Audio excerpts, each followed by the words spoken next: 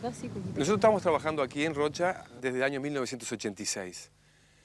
Pero la arqueología de Rocha es conocida ya de fin del siglo pasado, cuando un instructor de las escuelas rurales percibió y con mucho sentido común de que había una cultura indígena importante que había ocurrido acá.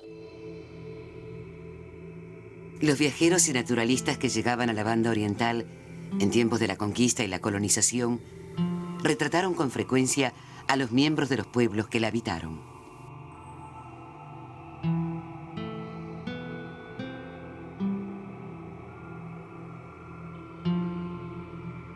Sin embargo, llama la atención la ausencia de retratos y aún relatos sobre los constructores de cerritos, por más que las últimas capas de muchos cerritos son posteriores a la llegada de los europeos. Tal vez estas representaciones menos conocidas de indígenas cazadores-recolectores en un ambiente de abundantes recursos que cohabitan pacíficamente con sus vecinos se asemeja más a la cultura de los constructores de cerritos. Es una imagen bastante diferente del estereotipo del salvaje de las pampas de la era colonial. Es muy interesante tomar en cuenta que hay un Uruguay milenario al que conocemos poco, que tiene una cultura largamente desarrollada y que en definitiva en este territorio hubo al menos un pueblo originario y tal vez más. Vamos a volver a hablar otra vez de cerritos de indios aquí en Sobreciencia. Se ha publicado recientemente un libro de autoría de uno de los investigadores más destacados de nuestro país, José López Mas, que reúne más de 100 años de investigaciones sobre este tema, lo que sabemos y lo que falta por descubrir. Eso y muchos contenidos más de ciencia de Uruguay en este espacio que arranca, como siempre, con el salpicón, con las principales noticias científicas de la semana.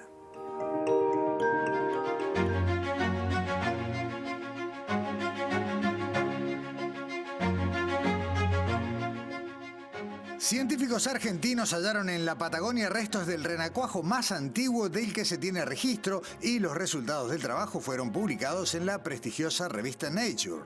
El fósil del renacuajo encontrado pertenece a una especie precursora lejana de las ranas y también los sapos actuales, que vivió hace 165 millones de años durante el período Jurásico. Según los expertos, el descubrimiento realizado en la provincia de Santa Cruz, a unos 100 kilómetros de la localidad de Puerto Deseado, permite entender mejor la evolución del peculiar ciclo de vida de los anuros, un grupo que incluye ranas, sapos y escuerzos y que comienza con la fase larval y se extiende hasta el adulto.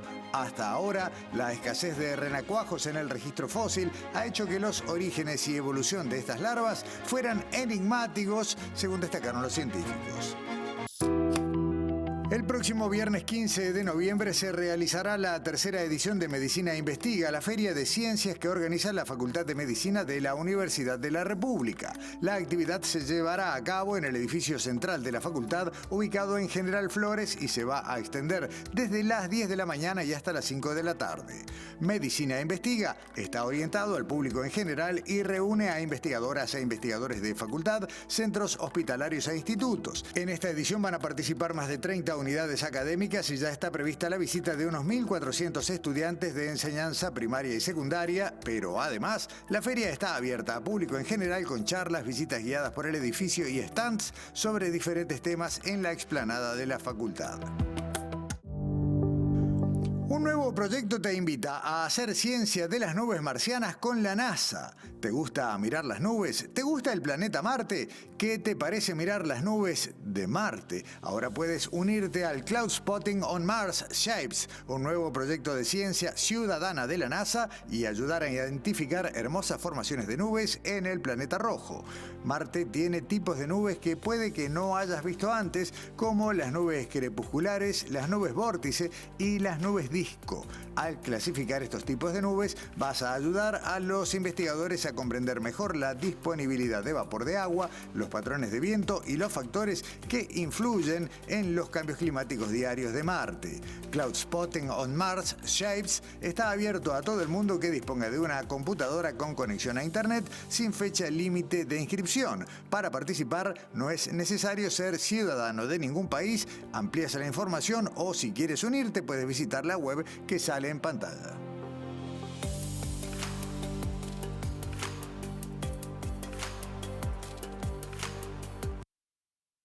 El Programa de Desarrollo de las Ciencias Básicas presenta el siguiente espacio con investigadoras e investigadores apoyados por el Programa Despegue Científico, una iniciativa del PDCIBA que apoya a las investigaciones emergentes en Uruguay.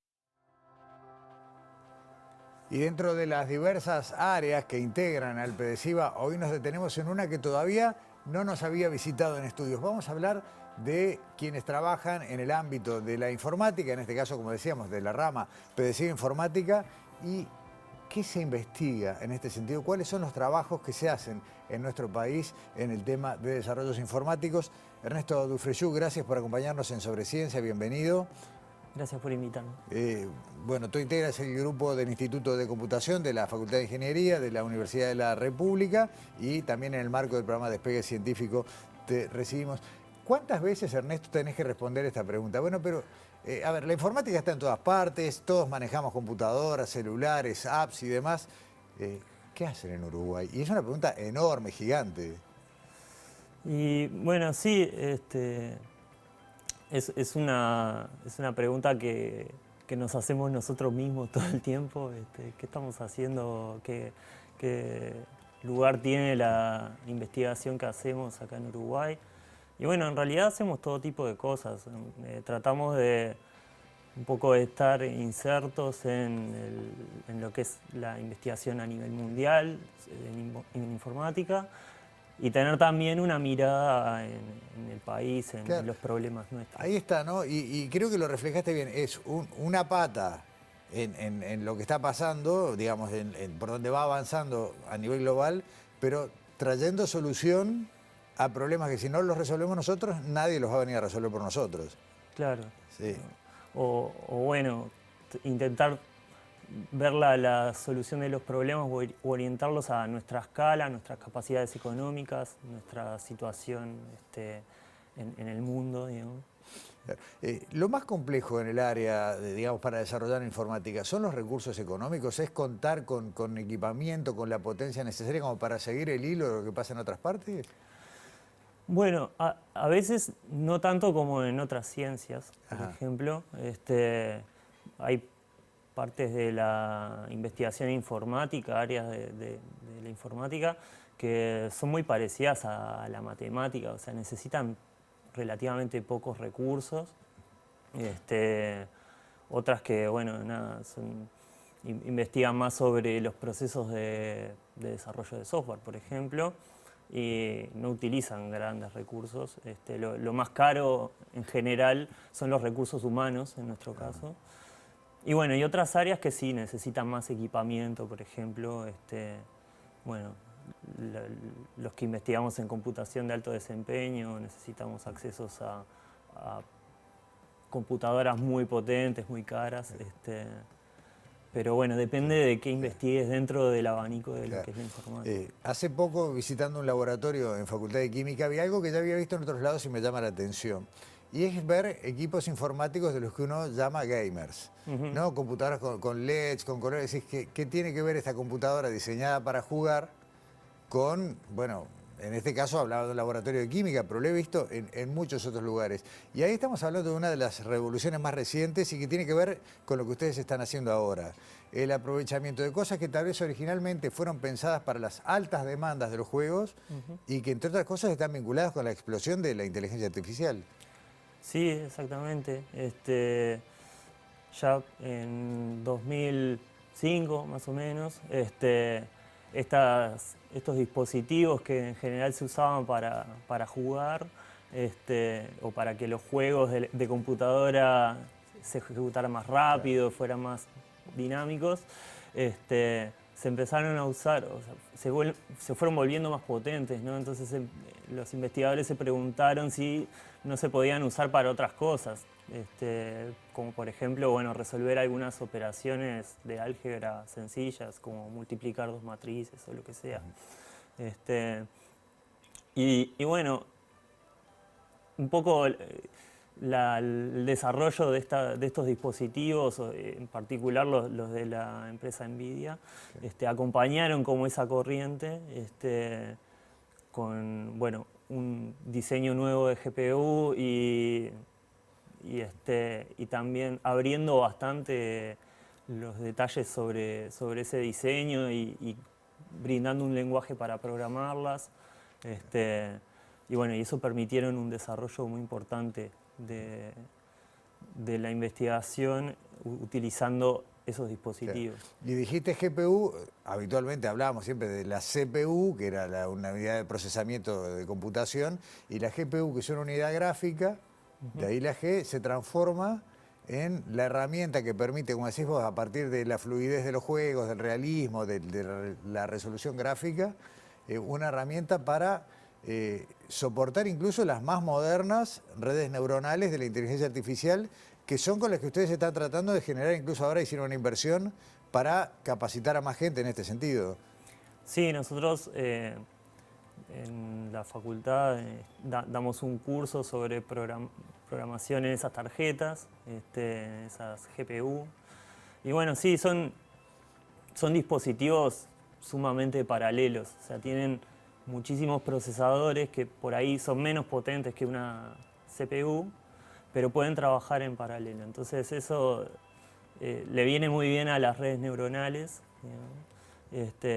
y bueno, fue un factor que hizo que las redes neuronales pasaran de ser una curiosidad, digamos, una curiosidad matemática, a algo que está en todos lados actualmente. De hecho, el premio Nobel de este año, que reconoce a los orígenes de la inteligencia artificial, hablaba de desarrollos que arrancan a mediados de los 70. Sin embargo, la explosión es reciente y tiene que ver con estos dispositivos, este hardware que los facilita.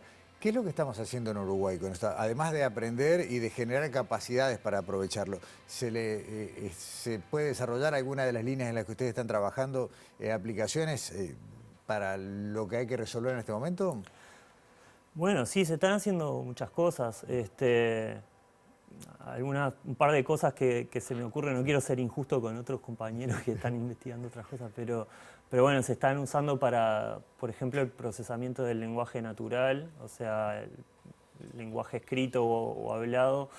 Bueno, se puede procesar utilizando estas herramientas para extraer información útil de textos o bueno, traducciones automáticas.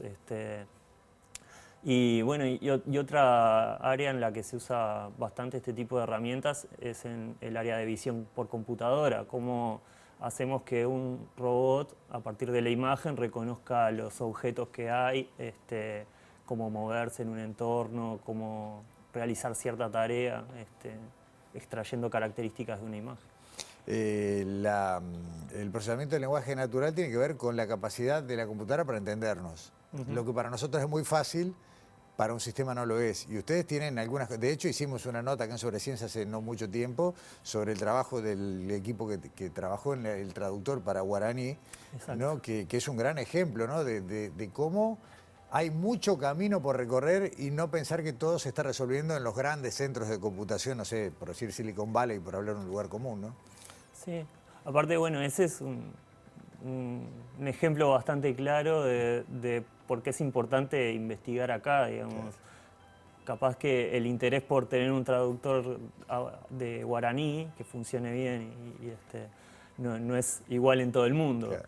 Es algo que nos puede interesar más a nosotros, entonces tener un equipo de investigación que tenga experiencia y desarrollo en esa área es súper importante.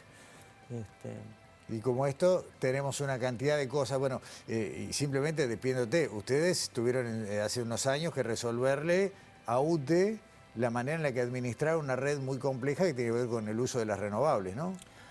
Bueno, sí, no, o sea, no le resolvimos a UTE, eso fue un proyecto de investigación para ADME, que es la administradora del mercado eléctrico. Sí. Del mercado eléctrico, y bueno, tratamos de mejorar el desempeño de un software que ellos utilizan para calcular el costo de la distribución de energía, digamos. Y bueno, fue un proyecto también financiado por ANI, en el que estuvimos trabajando unos años. Ernesto Dufrescu, muchas gracias por venir a Sobre Ciencia. No es fácil lo que estás tratando de hacer, y por eso te agradezco tu presencia, porque esto que lo dije al arranque, esto que parece tan cotidiano para todos, en realidad es una frontera del conocimiento, ustedes la están empujando todos los días un poquito. Así que buenísimo, gracias por acompañarnos. Bueno, muchas gracias a ustedes. Hasta pronto. Pausa, ya volvemos.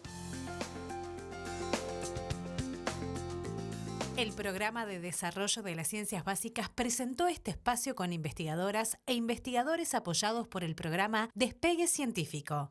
Si la investigación continúa, la ciencia avanza y la sociedad toda se beneficia.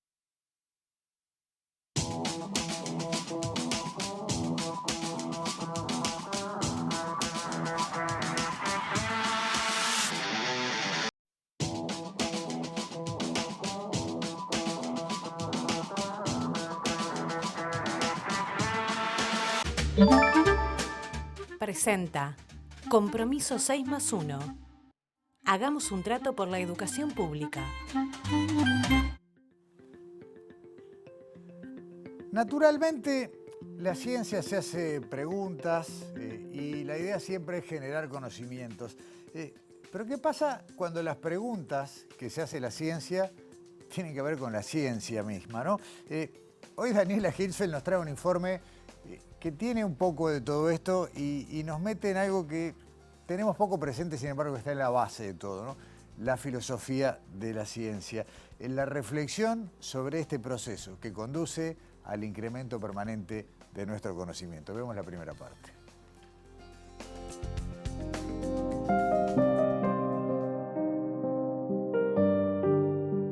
¿Qué es la ciencia? ¿Qué es el conocimiento científico? Más allá de definiciones de libros, esas preguntas son algunas de las que busca responder la filosofía de la ciencia, una disciplina científica cuyo objeto de estudio es la propia ciencia. ¿Cómo una ciencia se estudia a sí mismo? De eso trata esta primera parte del informe con Karina Silva, docente de la Universidad Católica del Uruguay.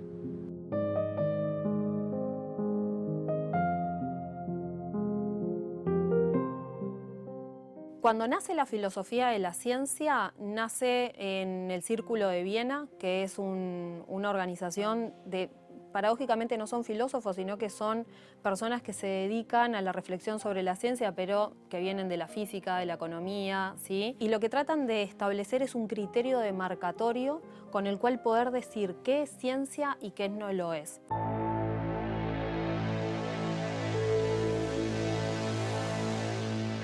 Pero al mismo tiempo, la reflexión sobre los procesos de justificación de las teorías científicas nos permiten a nosotros comprender cuáles son los elementos o las características que tiene el conocimiento científico como para poder considerarlo como un conocimiento verdadero de la realidad. ¿Cómo llega un científico desde la nada, por decirlo, desde el punto cero, hasta la elaboración de una teoría? ¿Y por qué nosotros debemos creer o confiar en que esa teoría es una representación verdadera de la realidad?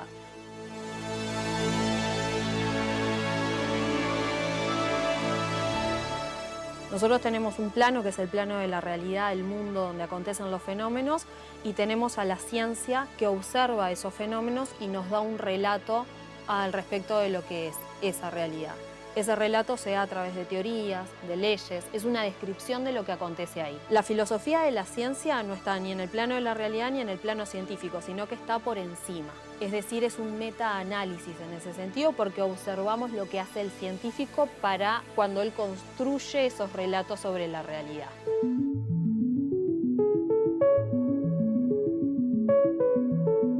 La principal colaboración que ha hecho la filosofía de la ciencia tiene que ver con la comprensión pública, si se quiere, al respecto de lo que es la ciencia. ¿Por qué? Es cierto que nosotros hoy en día podemos hablar de conceptos como comunidad científica, paradigma, leyes, teorías, y no es necesario ser académico para entender qué son esos conceptos. Y todos esos conceptos nacen de la filosofía de la ciencia. Paradigma y comunidad científica, por ejemplo, nacen en un texto que es un clásico en el estudio de la ciencia, que es La estructura de las revoluciones científicas de Thomas Kuhn.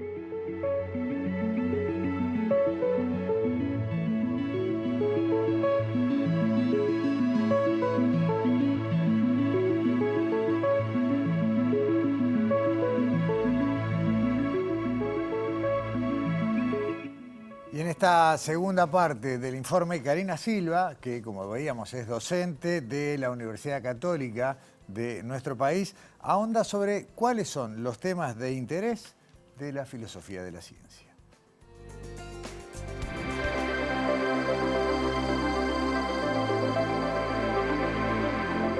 Por naturaleza, la ciencia cambia y el conocimiento científico evoluciona.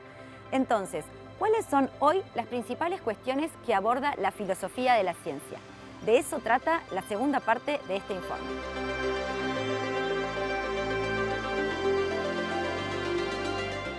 La filosofía de la ciencia desde que nace no ha parado de desarrollarse. Entre otras cosas porque la ciencia tampoco ha parado en su desarrollo. La filosofía de la ciencia, en su génesis, cuando comienza, tiene una impronta mucho más lógica y matemática, y su centro de atención está puesto en la teoría científica. ¿Cómo debe el científico proceder para justificar lógicamente una teoría científica? A partir de la década de los 60 o de los 70, eso comienza a cambiar y surge un interés mayor o entender a la ciencia de una perspectiva más amplia, y entienden a la ciencia como una práctica social. Y ahí no solamente interesa cómo el científico justifica sus teorías, sino también cómo el científico se preocupa por determinados temas, investiga determinadas cosas y qué es lo que se hace, cómo se utiliza ese conocimiento que el científico produce. La filosofía de la ciencia en la actualidad colabora con hacer más transparente la ciencia. Colabora con entender cuáles son los procesos que tienen lugar adentro de esa práctica científica, que muchas veces es ajena al público en general. Sabemos que se hace ciencia, pero no sabemos qué es ciencia ni qué es lo que pasa. Si quisiéramos saber cuáles son los aportes que podría llegar a hacer la filosofía de la ciencia sobre algunas temáticas contemporáneas o de actualidad, podríamos pensar, por ejemplo, en el desarrollo de la inteligencia artificial, podríamos pensar en el conocimiento de la genética y la intervención genética, podríamos pensar también en el conocimiento del espacio. Esos tres temas, que son temas súper amplios, extensos y súper interesantes, pueden ser incluso enfocados de distintas perspectivas. La filosofía de la ciencia, por ahí si tomamos la inteligencia artificial como ejemplo, no solamente podría reflexionar sobre la pertinencia de ese tipo de conocimiento, es decir, por qué es interesante, por qué es importante avanzar en materia del desarrollo de inteligencias artificiales, o bien por qué es pertinente el desarrollo del conocimiento científico vinculado a la genética. Sin duda de que los beneficios de conocer sobre cómo está constituido nuestros genes es muy grande, podemos prevenir enfermedades, podemos llevar adelante prácticas que antes no, pero podemos también llevar adelante prácticas que rozan con lo quizá éticamente inadecuado. Bueno, la filosofía de la ciencia tendría en ese caso la posibilidad de reflexionar antes, adelantarnos a posibles consecuencias que puedan no ser beneficiosas para nosotros.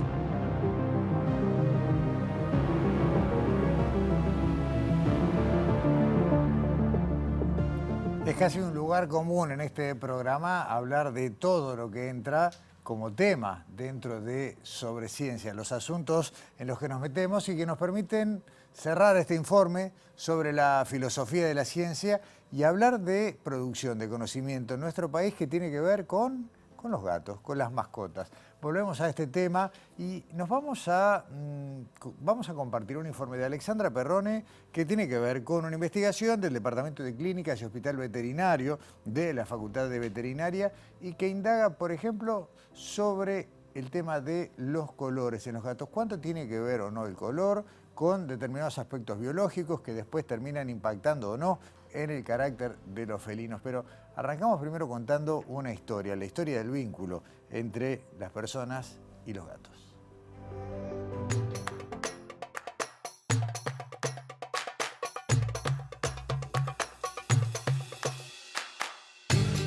¿Puede tener que ver el comportamiento de los gatos con su color de pelo? En Sobreciencia vinimos hasta la Facultad de Veterinaria para conocer una investigación que mide el cortisol, o sea, los niveles de estrés de los gatos blancos y negros. Bueno, el vínculo que tenemos con los gatos, los humanos y los gatos, en realidad data de hace muchísimo tiempo, pero no tanto como otras especies domésticas. Uno tiene como la idea de creer que los egipcios fueron quienes empezaron a domesticar al gato, y en realidad esto viene mucho antes, 9.500 años, el Holoceno temprano más o menos, cuando el humano dejó de moverse y se instaló y empezó a cultivar. Cuando empezó a cultivar, empezó a almacenar lo que le sobraba, lo que no consumía, y eso empezó a traer vermes, ¿no? Ratas, ratones que se alimentaban de esos granos, y ahí aparecieron los depredadores, entre ellos el gato.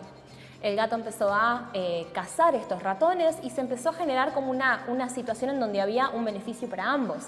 El gato tenía un lugar en donde podía criar a sus cachorros de forma cuidada, recibir alimento y demás, entonces se acercaba al humano, y el humano tenía un animal que cazaba quienes se comían sus granos. Entonces se empezó a dar como este beneficio mutuo. El tema es que hubo poca selección artificial, no pasó como en el perro, que por ejemplo, bueno, el perro se entrenaba para cazar, los que eran mejores cazando se seleccionaban, etc. En el gato eso no sucedió. Entonces hoy tenemos razas, sí, pero que tienen 100, 150 años, y no son tan antiguas como las razas de perros.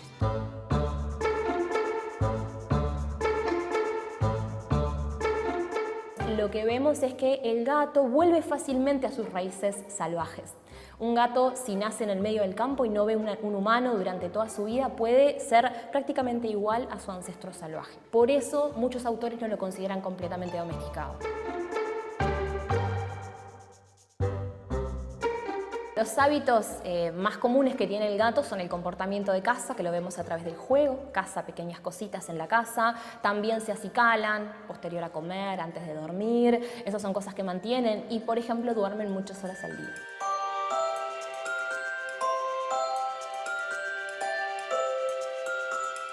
Otro de los hábitos que tiene, que bueno, que es bastante conocido, es que él se alimenta con poquitas cantidades muchas veces al día, que es muy parecido a su patrón de caza en la naturaleza.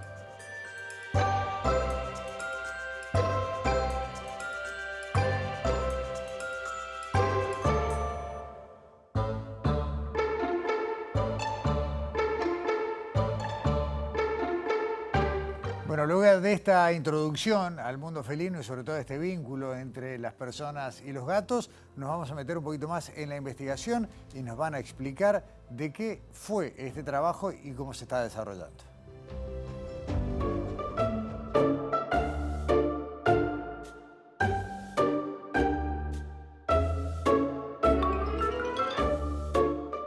Bueno, nuestro proyecto Cortisol en pelo en gatos, su asociación con el sexo, la estación del año, el temperamento y el color, en realidad surgió por querer estudiar cómo se relaciona el estrés crónico con algunas variables medibles, como por ejemplo el cortisol, que es una hormona que podemos medir en el pelo de una forma no invasiva, minimizando lo máximo posible el estrés. Cuando estábamos estudiando las variables que mencioné, encontramos que habían algunas diferencias en el comportamiento de los gatos de color blanco y en los gatos de color negro.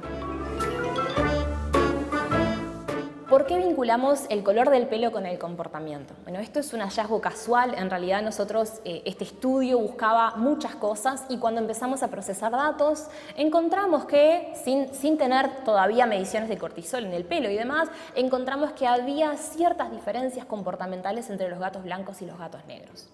Entonces, sabemos por algunos estudios que hay publicados que otros colores tienen cierta tendencia a algunos comportamientos y hay una creencia popular en esto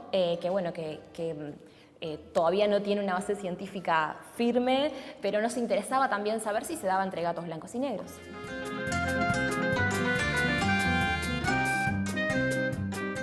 El objetivo de nuestro proyecto es determinar si existe alguna asociación entre los niveles de cortisol con otras variables como el sexo, el color, la estación del año y el temperamento. También estamos realizando pruebas de apego y de personalidad, apego de los tutores con los gatos y de los gatos hacia los tutores. En cuanto a la metodología de este estudio, nosotros hoy en día tenemos 43 gatos, ¿sí? La mitad blanco y la mitad negros, y lo que nosotros buscamos era tomar estas muestras de pelo. La muestra 0 la tomamos acá en Facultad de Veterinaria y el resto de las muestras, que es una por estación del año, la tomamos en el domicilio de los tutores. Nosotros visitamos a los tutores y cuando llegamos lo primero que hacemos es observar cómo se encuentra el gato para respetar su espacio y vemos si le ofrecemos comida o si le ofrecemos jugar.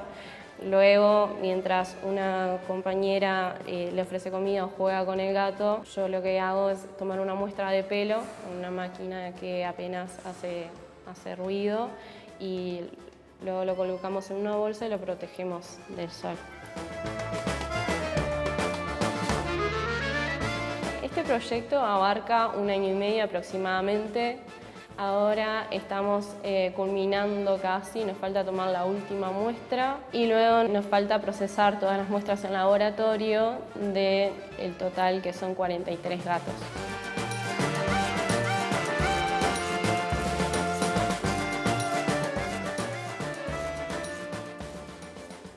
Pero si bien el estudio, como bien nos decían Florencia y Gabriela, todavía no ha terminado y falta tomar alguna muestra, hay resultados preliminares que podemos compartir con ustedes.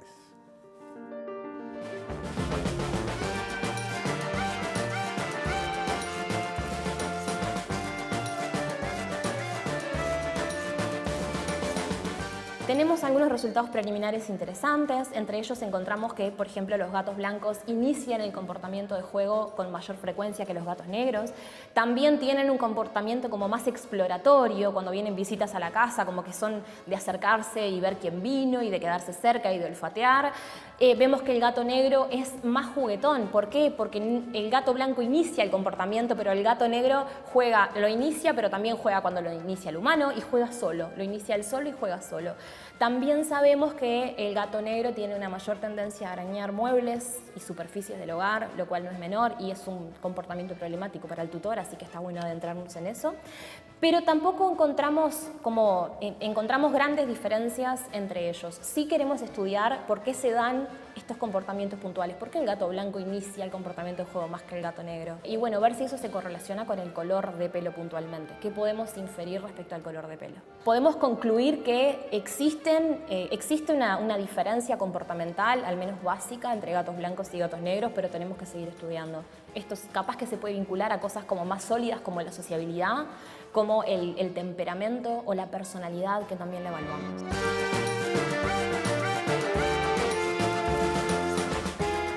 Uno de los objetivos de esta investigación es también aportar en un futuro una herramienta más para utilizar en la clínica a la hora de diagnosticar y apoyar en el tratamiento de ciertas patologías que están vinculadas al estrés.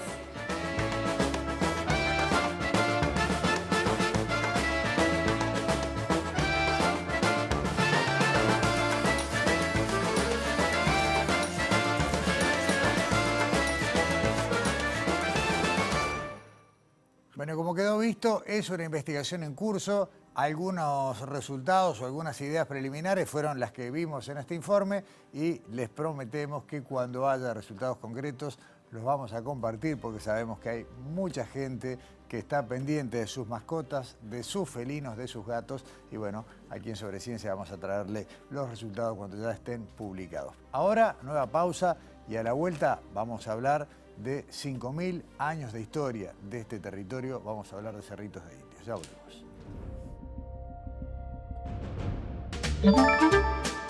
Presentó Compromiso 6+1. Hagamos un trato por la educación pública.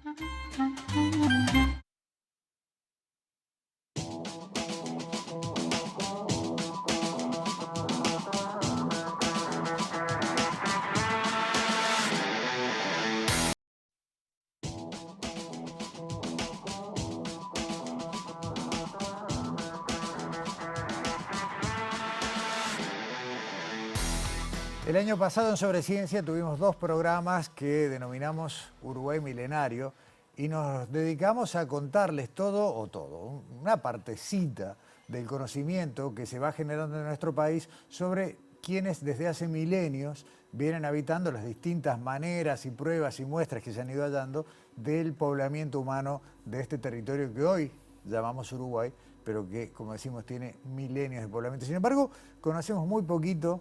Y hoy veíamos en la introducción un video en el cual se hablaba de eso, ¿no? De una imagen que distorsiona la entidad de los pobladores de este territorio, que había de un tipo, pero había de otros tipos, mucho más interesantes, incluso desde un punto de vista antropológico, y que conocemos poco y nada, pero todos los días un poquito más.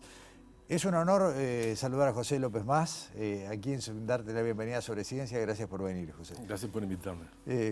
Presentaste hace poco un libro, Cerritos de Indios, Antropología e Historia de un pueblo originario de Uruguay.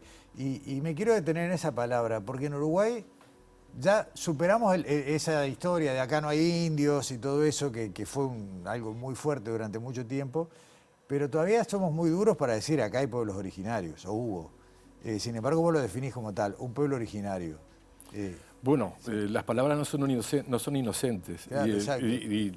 Y parte de la revisión científica constante que tienen las disciplinas tiene que ver con la terminología, más si son ciencias sociales, ¿no? Claro. Porque somos tributarios de un montón de expresiones hasta coloniales. Claro. Y bueno, y si no ha sido sino con el debate y la ampliación de la agenda de derechos que muchos términos se han retocado para buscar que sea más preciso, ¿no? Exacto. Y bien hablaste de la agenda de derechos, incluso porque hay gente hasta que dice, bueno, no, pero si entonces esto genera determinados derechos ancestrales y demás.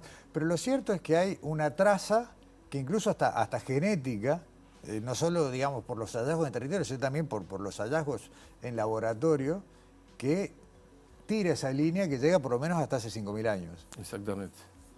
¿Cómo es ese recorrido? O si querés vamos de allá para acá.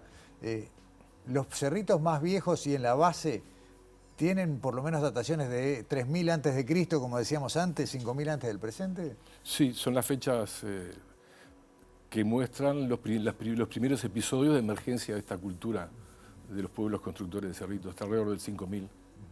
Esa es una buena forma de llamarlos, porque dicen, bueno, ¿cómo se llaman? ¿Qué eran? La gente te pregunta, ¿no? ¿Qué eran? ¿Charrúas, minoanos, genoas? No, claro, no tienen un nombre como tal. No, empiezan a tenerlo a partir del periodo colonial, donde hay gente que los ve, que intercambia y que deja registrado nombres, ¿no? Pero para la prehistoria no tenemos nombre. Y culturas como esta, que se caracterizan por este tipo de construcciones, esta arquitectura en tierra, no son exclusivas de Uruguay. Se han estudiado mucho en Estados Unidos, en toda América, y el nombre que se les ha dado ha sido, copiando una expresión de Norteamérica, constructores de cerritos. Porque no era simplemente una acumulación de tierra, había un sentido.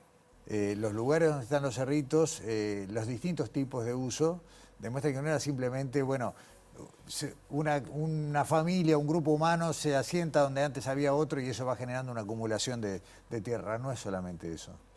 No, tiene mayor complejidad. Cuando decimos cerritos, hay 2 acepciones. Una es una genérica, cualquier montículo que haya sido testimonio de actividad de pueblos originarios.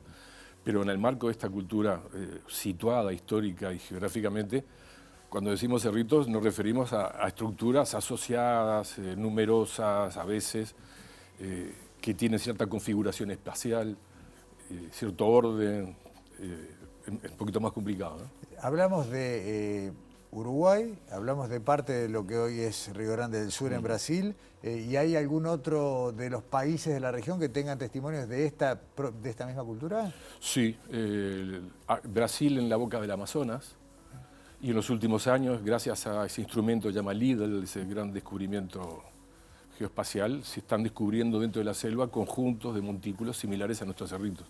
En el delta del Paraná también, siempre asociado a tierras inundables, ¿no? Claro, claro, y tiene que ver con eso, el cerrito como una estrategia para poblar el humedal. Sí, exactamente. Es decir, es algo que para nosotros suena raro, porque somos una nación que se ha focalizado y se ha identificado con la pradera, que es el soporte de la ganadería, pero en realidad las tierras inundables, desde lo más profundo de la historia de la humanidad, han sido lugares más atractivos y han sido la cuna de los grandes desarrollos. Si miras Egipto, si miras el Valle del Indus, todos son lugares inundables donde van a surgir grandes desarrollos civilizatorios. O sea que estamos hablando de gente que modificaba el paisaje para poder habitarlo.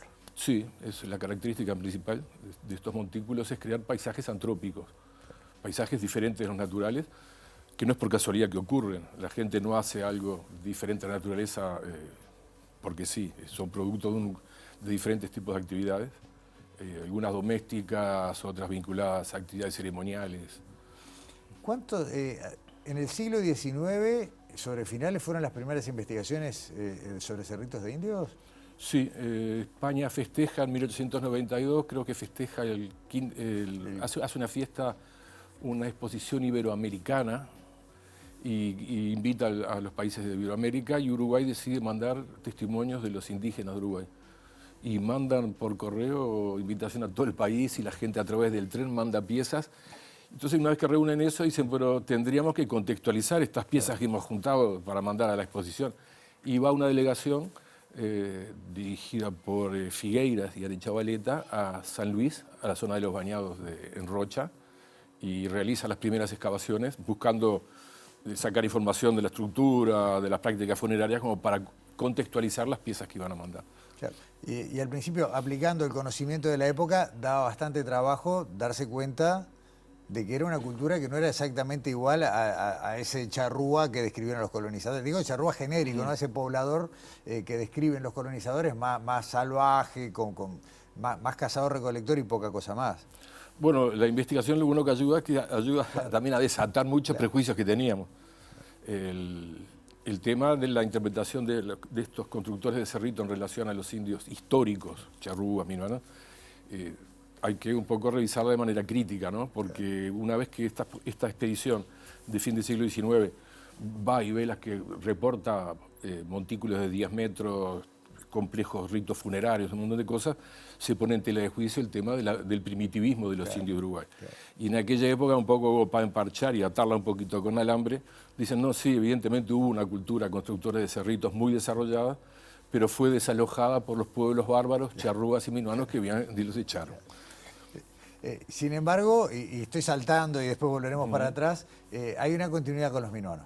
Es exactamente lo que te iba a decir. También producto de ese prejuicio quedó la idea de que había dos tradiciones culturales diferentes. En los últimos ya hace más de 10 años que con el historiador Diego Braco nos hemos ocupado de estudiar muy finamente la continuidad entre estos pueblos constructores de cerritos y sus descendientes históricos, que para nosotros son los guenoa-minuanos. Claro. Se puede hablar de una cultura, porque eso es algo que también nos complicó mucho, ¿no? El no hallazgo de objetos culturales, o en todo caso no en gran cantidad, sino más bien herramientas líticas, algo más práctico, ¿no? Herramientas de cacería y demás, siempre hizo pensar en pobladores con un desarrollo cultural muy limitado, cosa que se da de cabeza con lo que aparece en los cerritos, por ejemplo, por citar algo, los rituales funerarios. Exactamente. El estudio arqueológico de la muerte tiene la virtud un poco de orientarnos a cómo era esa sociedad. Los muertos los entierra su propio grupo y en el acto del entierro hay conductas sociales que mucho tiempo después nos permiten a los arqueólogos distinguirnos si hay alguien que tiene mayor jerarquía.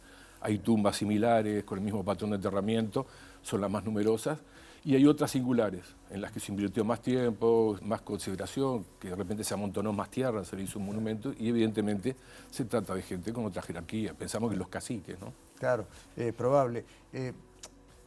Hay cerritos aislados, hay cerritos que definen ciertos patrones urbanos. ¿Podemos hablar de las primeras poblaciones organizadas en el territorio? Como pequeñas aldeas, digamos. Sí, todo esto lo que veíamos la interpretación del siglo XIX, poco a poco vemos que la empezamos a desarmar. Esta gente no no andaba triste y taciturna, como nos enseñaban, buscando muertos de hambre, buscando comida. No, esta gente tiene una ocupación del territorio muy ordenada, muy lógica. En el bañado de India Muerta, que es los bañados más extensos que tenemos acá, hay colinas y en esas colinas hay una concentración de cerritos que no son otra cosa que aldeas. Claro. Y a su vez hay cerritos aislados en lugares clave de tránsito o en puntos de gran visibilidad. Y en conjunto lo que nos muestra la manera en que se disponía esta gente en el paisaje, produciendo su propio paisaje, es un control territorial muy grande. Claro. El territorio no es la geografía, el territorio es lo que un pueblo piensa del lugar donde extrae sus recursos, donde entierra sus muertos. Es una construcción con lógicas materiales también simbólicas. Sí. Y estos controlaban muchísimo el paisaje, se veían de lejos. Claro, eso es algo interesante. Yo digo, estamos hablando de 50 años de investigación, José, ¿en tu caso? ¿En tu caso? Empezamos con el 86. Claro. Ya va por un rato, ya va por 40. 40 años casi. Pero también estamos hablando de esa construcción que vos decías que bueno, se va desmontando de a poco y que nos muestra, por ejemplo, eso que vos decías, ¿no? Al ver dónde estaba cada conjunto de cerritos, suponer, bueno, acá había un camino o una ruta, un recorrido que estos pueblos trazaban, vigilancia, manejo de las zonas inundables y mucho contacto con el mar también. Ustedes encontraron, entre otras cosas, restos de alimentos provenientes de costas que en muchos casos no están cerca. Sí, hay una cosa, cuando decimos que estos grupos no eran tan nómadas como se pensaba antes, como asociados a ese que no tenían una casa directamente. De primitivismo, claro, en realidad no es así, esta gente tenía un mayor tiempo que pasaba en un lugar. Las poblaciones habían crecido mucho. Mismo siendo cazadores recolectoras, después de la última glaciación ha habido un crecimiento demográfico grande y eso debe haber presionado también al cambio de conductas de esos que eran más nómades a sociedades más grandes que cuesta más moverse. Entonces hay aldeas y los caminos también existen porque hasta el día de hoy conocemos el camino del indio, los pasos con nombre de indígena, es decir, que si juntamos la arqueología con la historia, podemos bien tener una idea de continuidad de esta sociedad. O sea, memorias que quedaron en los lugares, en los territorios, y uno a veces no sabe por qué, hasta que de golpe empiezan a aparecer las explicaciones. Y sí, los nombres de los caciques, Casuparo cacique, está en el territorio, Minuano de Aceguá, Minuano del Río Negro, Camino del Indio. Si empezamos a juntar todo eso, nos damos cuenta que hay una gran coincidencia y que muestra, ¿no?, la secuencia histórica que tuvo esta cultura. Hasta la época de la colonización, ¿no?, que es donde ya todo esto se termina de desmontar, pero creo que incluso los colonizadores llegaron a ver que todavía había poblaciones que habitaban en estos cerritos. ¿Hay una continuidad cultural, digamos, de hace 500 años hasta hace 5000? Bueno, nosotros la vemos que la cultura material de los minuanos, su tipo de cerámica, una serie de objetos, los espacios en los que viven coincide con los cerritos, ¿no? Es la misma cultura, la misma cerámica, las mismas herramientas antes que llegue el europeo y después que llegue el europeo, que empieza la historia, que empieza a relatar y que está claro que son los minuanos que lo ocupan, es la misma. Nosotros no vemos mayor alteración. Cosa que fuiste diciendo, dijiste, mucha gente, sí, ¿no?, lo cual choca también con esta idea de un territorio casi despoblado, con hábitos que si bien tenían desplazamientos en territorio, tenían conceptos sedentarios. Creo que ustedes encontraron también muestras de determinado dominio de algunas especies de animales y de determinados usos de la agricultura incipiente, o sea que no eran solamente cazadores y recolectores. No, o sea, hay evidencias. Felizmente en los últimos 20 años se ha desarrollado muchísimo la arqueología, con aportes de otras ciencias. Y se ha podido demostrar, se ha podido obtener pruebas microscópicas de cultígenos, ¿no? Estos grupos, contrariamente a lo que nos enseñaban en la escuela, desde hace ya 3.500 años, más o menos, empiezan a desarrollar con bastante porcentaje dentro de su economía el cultivo de zapallo, calabazas, porotos, maní y, por supuesto, otros vegetales nativos que no son domesticados, ¿no? Y la dieta muy variada, ¿no?, porque ustedes encontraron restos de alimentación en cuanto a animales, huesos desde pequeños roedores a grandes animales. Sí, una principal caza que tenían eran los cérvidos. Y nosotros teníamos cérvidos muy grandes, del tamaño de un caballo en los bañados, hoy extinguidos, y pues otros dos tipos de ciervos están súper presentes en todo el registro arqueológico, y además que nutrias, muchísimas nutrias, claro. Estamos hablando de zonas inundables. Claro. Capincho un poco, y bueno, no nos podemos decir que eran domesticados esos animales, claro, pero hay una relación muy estrecha. Está también el perro, ¿no? Claro, bueno, el perro estaba, no es una fuerza de trabajo menor el perro, claro. Es decir, en ciertas épocas cooperando en la caza, eran cazadores especializados, además de que tenían plantas, manejo de plantas. Sí. Y se movían, porque tú decías a la costa. Sí. En verano, los que estaban en Rocha se acercaban a la costa hasta el mes de marzo. No te olvides que vienen los mamíferos marinos allí, es una gran oferta. Y en el interior, los conjuntos de cerritos, calculamos del valle del río Tacuarembó, también se movían hacia los grandes arenales de los grandes ríos, como un movimiento, un deslocamiento estacional, ¿no? A medida que se hace una excavación en un cerrito, se van develando las distintas épocas, y hablamos de cerritos a los que han encontrado en base 5.000 años antes del presente. ¿Todos los cerritos que hay son así de viejos o hay cerritos relativamente nuevos? ¿Se puede hablar de un patrón geográfico en eso? Mira, hay fisonomías diferentes, claro, que también tienen que ver con la fisonomía del paisaje. Los de Tacuarembó tienen ciertos patrones, ajá, los de Rocha tienen ciertos patrones también. Está bien. ¿Y los costeros? Los costeros son más pequeñitos. Hay algunos pequeñitos, hasta, mira, por los vestigios que hemos encontrado cerritos con materiales pequeños y con materiales de manufactura prehistórica, junto con porrones de ginebra, metal, botones. Quiere decir que hay una cierta contemporaneidad, ¿no? Después también los paisanos lo reocupan, ¿no? Claro. Porque si están en zona inundable, claro, cuando viene inundación, claro, lo mejor que tienen es para meterse arriba. Y eso hay familias que hemos registrado que han vivido hasta ahora arriba. Así que no son solo los cerritos 5.000 años, después los minuanes. No. Las familias de muchas zonas inundables siguen teniendo sus galpones y sus casas arriba de los cerritos. En la gente con la que tú trabajas, que tiene que ver con el laboratorio, con el APU, allí en el Cure de Rocha, también tenían investigaciones muy interesantes sobre la generación de un suelo fértil, ¿no? De no solamente decir, bueno, es la fertilidad que está dada por una zona que ya al ser inundable se supone que tiene cierto potencial, sino que ha habido una transformación del suelo. Cerritos que hoy son mucho más fértiles que el territorio que los rodea.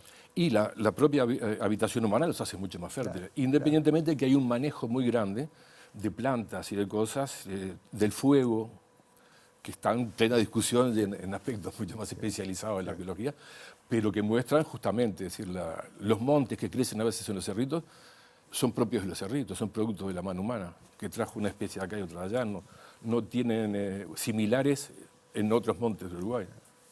Está bueno, vos hace un rato hablabas de las nuevas técnicas y de lo que se está encontrando, no solo aquí, sino en todo el continente americano, que parece haber tenido muchos millones más de personas que lo habitaban de lo que estábamos dispuestos a creer, de zonas que hoy parecen totalmente vírgenes a la mano del hombre, que sin embargo han tenido poblaciones, y nosotros estamos construyendo también nuestra historia con nuestras herramientas y demás. Hay un grupo que debería ser sin duda mayor, pero muy grande, de colegas tuyos, de generaciones que vinieron atrás tuyo, que están trabajando en esto, y es maravilloso.